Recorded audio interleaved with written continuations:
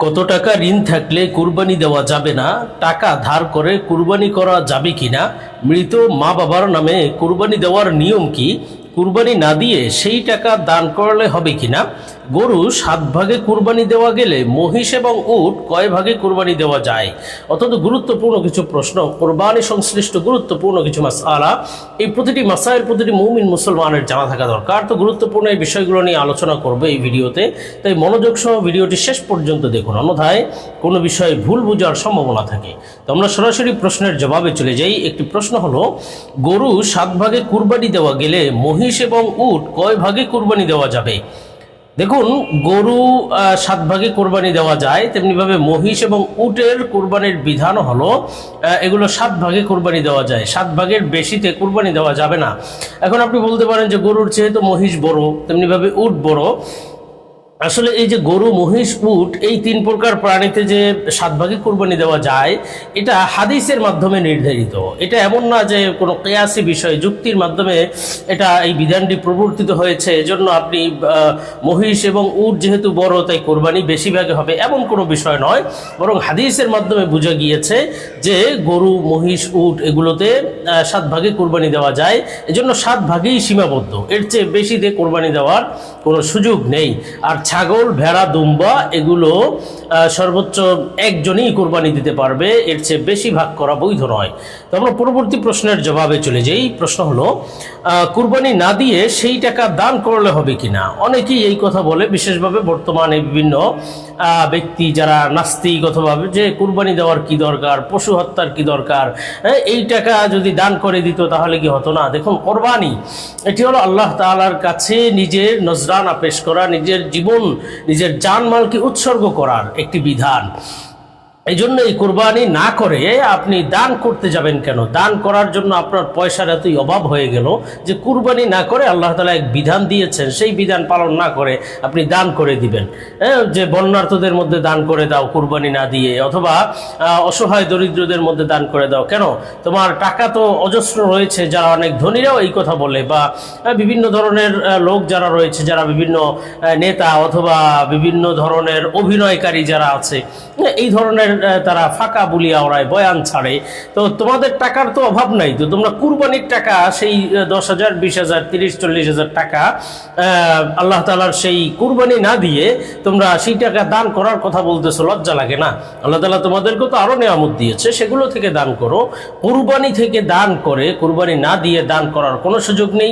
যাদের উপরে কোরবানি ওয়াজিব, অবশ্যই তাদের কুরবানি দিতে হবে, অন্যথায় তাদের এই দায় মুক্তি তাদের ঘটবে না কোরবানি দেওয়া ছাড়া।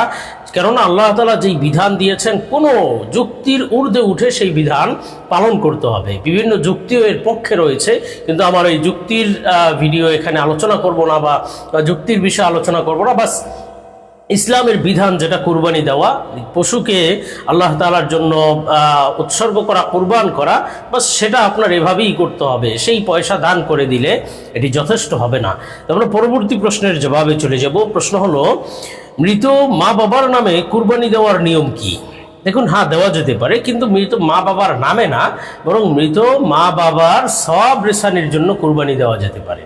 কুরবানি তো আল্লাহ তাআলার নামে হবে, আল্লাহ তাআলার সন্তুষ্টির জন্য হবে। তবে হ্যাঁ, আপনার একটা উদ্দেশ্য হতে পারে যে এই কুরবানির যে সওয়াব হবে সেটা আমি আমার মৃত মা বাবার নামে দিলাম, অথবা শুধু মা বা শুধু বাবা, অথবা অন্যান্য মৃত আত্মীয় স্বজন, অথবা আল্লাহওয়ালা, এমনকি রাসূল সাল্লাল্লাহু আলাইহি ওয়াসাল্লাম, সাহাবায়ে কেরাম, তাদের নিয়তও আপনি করতে পারেন। কিন্তু সেটা এই নিয়তের ব্যাপারে আপনার যে এর নিয়ম কি, বাস আপনি নিয়ত করাই যথেষ্ট। এমন না যে কুরবানি দেওয়ার আগে, কুরবানি পশু শোয়ানোর পরে তাদের নাম পড়তে হবে যে কার কার সওয়াবের জন্য আপনি দিচ্ছেন। কিচ্ছু জরুরি নেই। আপনি বাস মনে নিয়ত করেছেন যে আমার মা বাবার সওয়াবের জন্য দিচ্ছি, তাদের সওয়াব এমনিতেই আল্লাহ তাআলা তাদের আমল নামায় পৌঁছে দিবেন। এই জন্য আপনার বিশেষ কোনো আয়োজন করতে হবে না, বিশেষ কোনো পয়সা দিয়ে কাউকে দোয়া করানো জরুরি না। বাস আপনি নিয়ত করবেন যে মা বাবার সওয়াবের নামে কুরবানি দিচ্ছি, বাস এরপরে আপনি কুরবানি দিলে হয়ে যাবে। তবে হ্যাঁ, আপনার যদি ওয়াজিব কোরবানি হয়, এই কোরবানি হলো নফল কোরবানি, আপনি মা বাবার নামে সওয়াবের জন্য দিতে পারেন। ওয়াজিব কোরবানি হলে তো নিজের সেই ওয়াজিব দায়বদ্ধতা থেকে থেকে মুক্ত হওয়ার জন্যই আপনি কুরবানি দিবেন, নিজের ওয়াজিব আদায় হওয়ার জন্য কুরবানি দিবেন। নফল কুরবানির সওয়াবের নিয়ত করা যায়, আর ওয়াজিব কুরবানিতেও যদি আপনি সওয়াবের নিয়ত করেন যেতে আমার দায়ে মুক্তি তো হবে, এবং সওয়াবের নিয়ত আপনি বিভিন্ন ব্যক্তিদের জন্য করলেন যে সওয়াব হলে সেটা আল্লাহ তাআলা অমুক অমুকের আমল নামায় দিন, তো এরকম নিয়ত করলেও যেতে পারে। কিন্তু মূলত এই সওয়াবের নিয়তের ব্যাপারে আপনি নফল কুরবানি যেটা দিবেন বা যেটা আপনার উপরে ওয়াজিব না, সেই কুরবানি আপনি বাবার সওয়াবের উদ্দেশ্যে দেওয়া যেতে পারে। তো আমরা পরবর্তী প্রশ্নের জবাবে চলে যাই। প্রশ্ন হলো, টাকা ধার করে কুরবানি করা যাবে কিনা? দেখুন, এই প্রশ্নটার দুইটি দিক রয়েছে। একটি দিক হলো কারো উপরে কুরবানি ওয়াজিব না, সে টাকা ধার করে কুরবানি দিচ্ছে, তো এক্ষেত্রে তার জন্য তো জায়েজ আছে, কিন্তু তার জন্য জরুরি না। এবং টাকা ধার করে সে যদি দরিদ্র হয়, অসহায় হয়, তো একেবারে টাকা ধার করেই কুরবানি দিতে হবে এমন কোনো বাধ্যবাধকতা নেই। যেহেতু তার উপরে আল্লাহ তাআলা আবশ্যক করে দেননি, সুতরাং সে কেন এত পেরেশানি উঠাবে যে টাকা ধার করে তারপরে কুরবানি দিবে? এটার প্রয়োজন নেই। অনেকে তো আছে আবার লোন উঠাইয়া তারপরে কুরবানি দেয়, অর্থাৎ সুদের ভিত্তিতে টাকা নিয়ে, সম্পূর্ণরূপে হারাম, কবিরা গুনাহ। সুদ তো মারাত্মক অন্যায়, সুতরাং এই টাকা দিয়ে কুরবানি দেওয়া আরও বড় অন্যায়। সুতরাং সুদ বা সুদের ভিত্তিতে কিস্তি নিয়ে অথবা লোন উঠে টাকা ধার নিয়ে, লোন নিয়ে তারপরে কুরবানি দেওয়া যাবে না। আর সাধারণ অবস্থায় আপনি কারো থেকে টাকা ধার করে ঋণ নিয়ে কুরবানি দিলে দেওয়া যেতে পারে, এক্ষেত্রে গুনাহ হবে না। কিন্তু যেহেতু আপনার জন্য জরুরি না, সুতরাং আপনি কেন দিবেন?